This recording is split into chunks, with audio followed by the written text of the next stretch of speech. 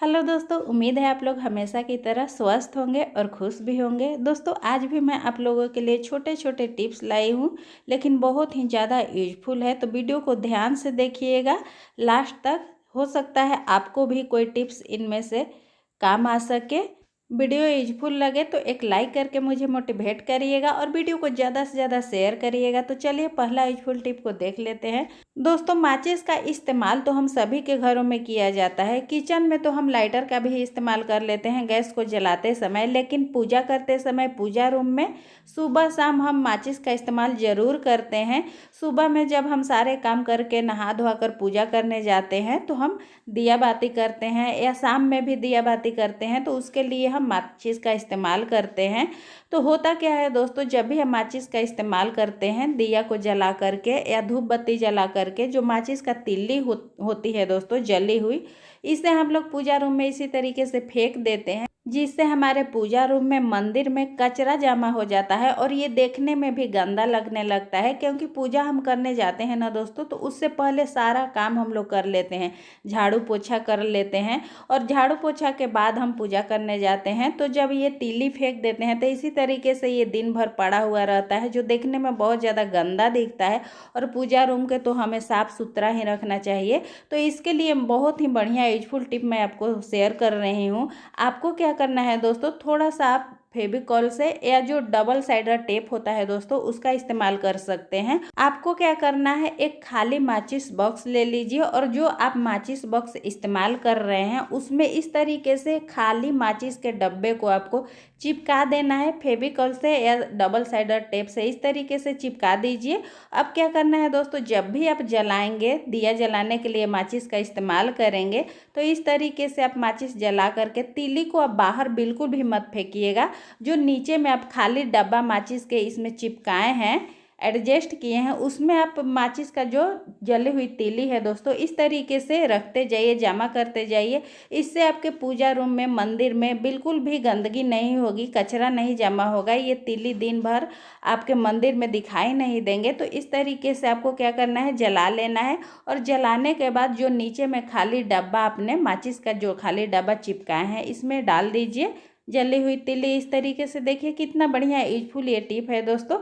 उम्मीद है आपको ये यूजफुल लगा होगा टिप। दोस्तों, हम सभी के घरों में चाहे जितना भी बड़ी अलमारी हो, लेकिन कपड़े ज़्यादा हो ही जाते हैं। तो हम लोग क्या करते हैं, कुछ कपड़ों को अलमारी से बाहर टांग देते हैं, हैंगर में लगा कर टांग देते हैं, कहीं हैंग कर देते हैं। जैसे साड़ियाँ हुई या फिर शर्ट पैंट हुआ, उसे हम लोग हैंगर में लगा करके कहीं बाहर भी हैंग कर देते हैं। तो इससे क्या होता है, बहुत ज़्यादा उस पर धूल मिट्टी पड़ जाते हैं।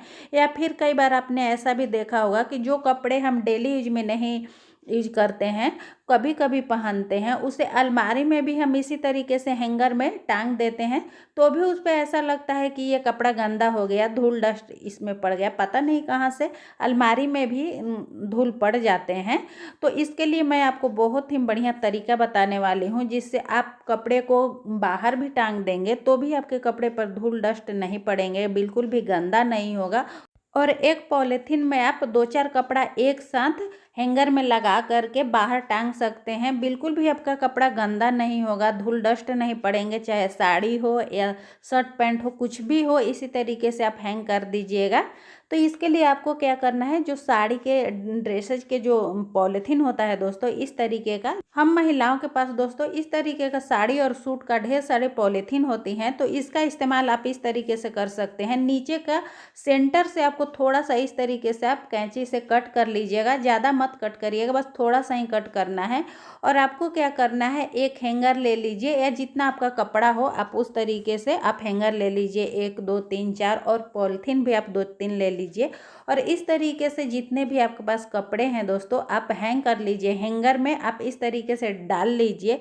एक हैंगर में दोस्तों आप एक से ज़्यादा कपड़े भी रख सकते हैं। जैसे मैंने एक साड़ी यहाँ पर डाल लिया, तो ऊपर से और भी इसमें कपड़े आ जाएंगे, लेकिन फिलहाल मैंने एक साड़ी को डालकर ही आपको दिखाया है। तो इस तरीके से हैंगर में आपको कपड़े को लगा लेना है। उसके बाद क्या करना है, जो पॉलीथीन को मैंने काटा है उसमें इस हैंगर को डाल देना है। तो ये जो हैंगर को ऊपर वाला जो हैंगिंग वाला पार्ट है ना दोस्तों, जिसे हम हैंग करते हैं, उसको आपको जो काटा है मैंने पॉलीथीन, वहाँ पर निकालना है। इस तरीके से आप देख सकते हैं, आप देख लीजिए, इस तरीके से आपको हैंगर को पॉलीथीन में डालना है। जो हैंगर में ये हुक है दोस्तों, उसको आपको जो पॉलीथीन मैंने काटा है वहाँ पर निकालना है। आप देख सकते हैं इस तरीके से अच्छी तरीके से कपड़े को आप पॉलीथीन में डाल लीजिए और जो हैंगर का हुक है, जो मैंने यहाँ पर आप देख सकते हैं थोड़ा सा जो कट मैंने लगाया है पॉलीथीन में, यहाँ से आपको निकाल देना है। जो हैंगर का हुक है यहाँ से आप निकाल दीजिए और ये आपका जो कपड़ा है दोस्तों बिल्कुल सेफ हो गया, इसमें कोई भी धूल डस्ट नहीं पड़ेंगे। और आपको क्या करना है, नीचे से इस पॉलीथीन को फोल्ड कर देना है, पैक कर देना है। इस तरीके से आपको इसे पैक करना है कि जो कपड़ा है अंदर ही पैक हो जाए, नीचे से कपड़ा दिखे नहीं। तो आप देख सकते हैं मैंने साड़ी को अंदर ढकते हुए पॉलीथीन को फोल्ड किया है। तो ये आप देखिए बहुत ही आसान तरीका है दोस्तों और बहुत ही बढ़िया तरीका है। आपके जितने भी एक्स्ट्रा कपड़े हैं जो अलमारी में नहीं आते हैं, इस तरीके से आप बाहर कहीं भी ढक कर पॉलीथीन में लगाकर हैंगर के साथ आप कहीं भी हैंग कर दीजिए। आपका कपड़ा बिल्कुल सेफ हो जाएगा और कहीं भी आपको कभी ऐसा हुआ कि आपको बाहर का कपड़ा पहनना हुआ है तो बड़ी आराम से आप पहन सकते हैं, क्योंकि बिल्कुल भी उस पे धूल डस्ट नहीं पड़ेगा, गंदा नहीं होगा आपका कपड़ा। आप चाहें तो अलमारी के अंदर भी इस तरीके से आपके पास जो भी महंगे महंगे साड़ियाँ हैं या सूट है, इस तरीके से पॉलीथीन में पैक करके अलमारी के अंदर भी इस तरीके से अपने कपड़े को आप एडजस्ट करके रख सकते हैं। और एक पॉलीथीन में आप एक हैंगर में 2 से 3 साड़ी को भी एडजस्ट कर सकते हैं। कोई कोई भारी जो साड़ी होती है दोस्तों, उसमें आप एक ही साड़ी को रख पाएंगे। जो हल्की इस तरीके की साड़ी होती है उसमें आप 2 या 3 साड़ी रख सकते हैं एक हैंगर में। तो चलिए अगला यूजफुल टिप को देख लेते हैं दोस्तों। कई बार क्या होता है कि हम महिलाएं क्या करते हैं, कोई भी तीज त्यौहार होता है तो उसमें हम लोग पीला सिंदूर लगाते हैं, लेकिन पीला सिंदूर के साथ क्या होता है दोस्तों, ये बहुत जल्दी झड़ जाता है। जब भी हम लोग लगाते हैं तो तुरंत ही ये झड़ जाता है, ऐसा लगता है कि मांग में सिंदूर नहीं है, फिर हमें दोबारा लगाना पड़ता है। या फिर जिनकी भी नई नई शादी होती है दोस्तों, नई नई जो लड़कियां होती हैं जिनकी नई शादी हुई है, उन्हें कहा जाता है कि 1 महीने, 1.25 महीने या 5 महीने, 7 महीने आप क्या करो कि पीला सिंदूर लगाओ। तो नई जो दुल्हन है दोस्तों, जो नई लड़कियां हैं जिनका नई नई शादी हुआ है, ये टिप उनके लिए बहुत ज़्यादा यूजफुल होने वाला है, क्योंकि पीला जो सिंदूर होता है दोस्तों मांग में बहुत जल्दी झड़ जाता है। तो इसके लिए आपको क्या करना है, सिंदूर लगाने से पहले थोड़ा सा नारियल का तेल या इस तरीके का जो भेसलिन होता है, पेट्रोलियम जेली होता है, थोड़ा सा अपने मांग में आप लगा लीजिए। उसके बाद आप कोई भी सिंदूर लगाइए, पीला सिंदूर लगाइए या लाल सिंदूर लगाइए या आपका जो शादी का सिंदूरदानी है उसका सिंदूर लगाइए दोस्तों, बिल्कुल झड़ेगा नहीं। इस तरीके से सेट हो जाएगा, चिपक जाएगा कि 24 घंटा ये आपके मांग से हटेगा नहीं। तो नई दुल्हन के लिए ये टिप बहुत ज़्यादा यूजफुल होने वाला है दोस्तों। इनमें से कोई भी टिप आपको यूजफुल लगा होगा तो एक लाइक करके मुझे मोटिवेट करिएगा और वीडियो को ज़्यादा से ज़्यादा शेयर करिएगा। चैनल पर नए होंगे इसी तरीके के यूजफुल टिप देखने के लिए आप मेरे चैनल को सब्सक्राइब कर लीजिएगा, ताकि जब भी मैं वीडियो डालूँ नोटिफिकेशन आपके पास सबसे पहले पहुँचे। फिर मिलेंगे नए वीडियो के साथ।